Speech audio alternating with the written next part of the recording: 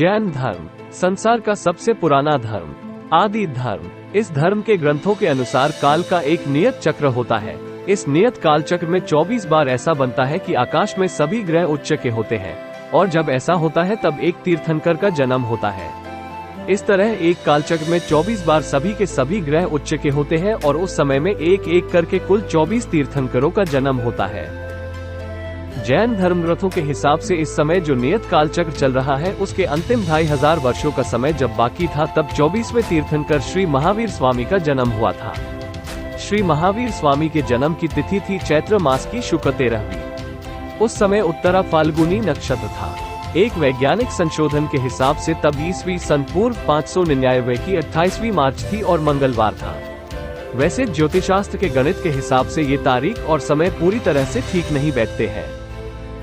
हम श्री महावीर स्वामी की कुंडली का अभ्यास करते हैं। कुंडली मकर लग्न की है। लग्न स्थान में उच्च का मंगल है, चौथे स्थान में उच्च का सूर्य है, 7वें स्थान में उच्च का गुरु है और 10वें स्थान में उच्च का शनि है।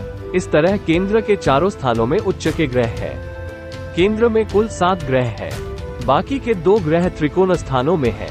उनमें से एक है शुक्र जो 5वें स्थान में विराजमान है और दूसरा है चंद्र जो 9वें स्थान में विराजमान है। इस तरह इस कुंडली के सभी ग्रह या तो केंद्र स्थानों में है या फिर त्रिकोण स्थानों में है। एक भी ग्रह इन स्थानों से बाहर नहीं है।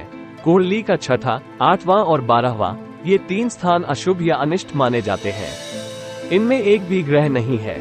इस तरह कुंडली के सभी ग्रहों का केंद्र या त्रिकोण के स्थानों में होना और अशुभ स्थानों में एक भी ग्रह का न होना, ऐसा केवल तीर्थंकर की कुंडली में ही होता है या किसी असाधारण अवतारी पुरुष की कुंडली में ही होता है। अब ज्योतिषशास्त्र के कुछ सिद्धांतों के अनुसार कुंडली का अभ्यास करते हैं। एक सिद्धांत के मुताबिक कुंडली में मंगल, बुध, गुरु, शुक्र या शनि इन 5 ग्रहों में से कोई भी एक ग्रह अगर केंद्र में हो और उच्च का हो तो उससे महापुरुष योग बनता है। महावीर स्वामी की कुंडली में मंगल, गुरु और शनि ये 3 ग्रह उच्च के हैं और केंद्र में है। इन 3 ग्रहों से कुंडली में 3 महापुरुष योग बनते हैं। जी हाँ, 3 महापुरुष योग। केंद्र स्थान में स्थित बुध स्वयं उच्च का नहीं है, किंतु वो उच्च के सूर्य के साथ बैठा हुआ है। बुध की विशेषता यह है कि वह जिस ग्रह के साथ बैठ जाता है उसी के जैसा हो जाता है। इस तरह उच्च के सूर्य के साथ विराजमान होकर वह भी उच्च का बन गया है। यूं केंद्र स्थानों में 4 ग्रह उच्च के होकर चतुर्सार योग कर रहे हैं। सिद्धांत के अनुसार यह 4था महापुरुष योग है। यूं अगर केंद्र में 4 महापुरुष योग एक साथ बनते हो तो उसे उत्कृष्ट महापुरुष योग कहा जाता है। अब देखते हैं महावीर स्वामी की सूर्य कुंडली। तो सूर्य कुंडली में भी चारों के चारों उच्च के ग्रह यूं ही केंद्र स्थानों में बने रहते हैं। उसमें भी सूर्य कुंडली का अपना ग्रह सूर्य स्वयं ही उच्च का है। इस तरह अगर जन्म कुंडली और सूर्य कुंडली इन दोनों के केंद्र स्थानों में उच्च के ग्रह दिखाई दे तो ये योग भी अपने आप में एक महापुरुष योग है। यूं जन्म कुंडली के 4 महापुरुष योगों में ये 5वां महापुरुष योग भी जुड़ जाता है। कुल मिलाकर कुंडली में 5 महापुरुष योग बनते हैं। इसे पंच महापुरुष योग कहते हैं और ऐसा योग केवल और केवल तीर्थंकर भगवंत की कुंडली में ही देखने को मिलता है। सबसे बड़ी बात यह है कि किसी एक कुंडली में जब 5 महापुरुष योग बनते हैं तब इन योगों को बनाने वाले सारे ग्रह उच्च के बन जाते हैं और उनके अलावा जो ग्रह बाकी रहते हैं वह भी स्वाभाविक रूप से ही उच्च का बल धारण कर लेते हैं। महावीर स्वामी की कुंडली में शुक्र और चंद्र ही बाकी बचे हैं जो उच्च के नहीं है।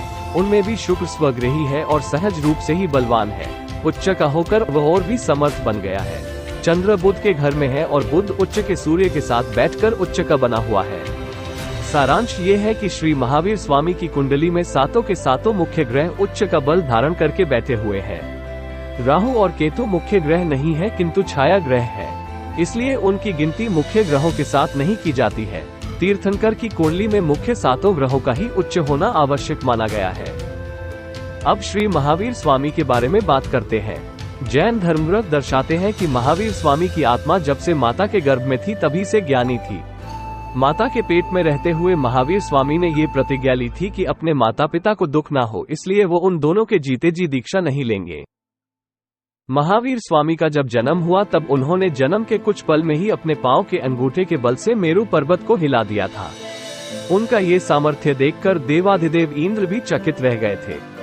महावीर स्वामी का जन्म होने के बाद उनके पिता के नगर में धन और धान्य की वृद्धि हुई। इस कारण से उनका नाम वर्धमान यानी कि वृद्धि करने वाला रखा गया। एक बार बच्चों के साथ खेलते खेलते बाल महावीर ने एक ऐसे देव को पराजित कर दिया था जो अपना स्वरूप बदलकर उनके बल की कसौटी करने के लिए आया था। उनका ये सामर्थ्य देखकर स्वयं इंद्र ने उनको महावीर का नाम दिया था। श्री महावीर स्वामी ने अपनी प्रतिज्ञा के अनुसार माता पिता की मृत्यु के पश्चात ही दीक्षा ली। दीक्षा के बाद 12.5 वर्ष तक उन्होंने कठोर तपस्याएं की। उनमें से 11 साल जितना समय तो उन्होंने उपवासों में ही बिताया। इस दौरान उन्होंने केवल 48 मिनट की निद्रा ली, मतलब कि वो आत्मा से ही नहीं, शरीर से भी निरंतर जागृत ही रहे। ये सारा समय उन्होंने साधना और तप में ही बिताया। 12.5 साल की तपस्या के पश्चात उनको केवल ज्ञान की प्राप्ति हुई। केवल ज्ञान यानी संसार का परिपूर्ण ज्ञान, त्रिकाल ज्ञान। उन्होंने जैन धर्म की स्थापना की। इस धर्म के माध्यम से उन्होंने संसार को सत्य और अहिंसा का संदेश दिया।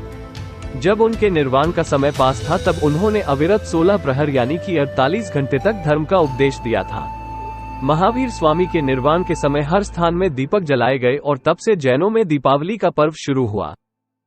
श्री महावीर स्वामी की कुंडली का तात्पर्य यह है कि उत्तम पुरुष उत्तम ग्रहों के साथ ही जन्म लेते हैं। वास्तव में ग्रह उनके भाग्य को निश्चित नहीं करते हैं, किंतु वह अपने आध्यात्मिक बल से स्वयं ही अपना भाग्य सुनिश्चित करते हैं। ग्रह तो उनके आध्यात्मिक बल के आगे नतमस्तक होकर कुंडली में वहां जाकर बैठ जाते हैं जहां सब कुछ उत्तम ही उत्तम होता है।